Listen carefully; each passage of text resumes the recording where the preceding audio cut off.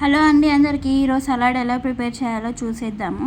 ముందుగా sweet corn, broccoli, carrot boil చేసి పెట్టుకున్నాను కొంచెం సాల్ట్ వేసి.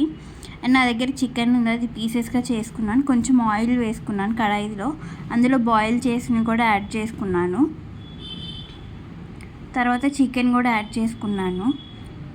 దాన్ని కొంతసేపు మిక్స్ చేయాలి. ఒక 2 minutes అలా మిక్స్ చేసుకోవాలి.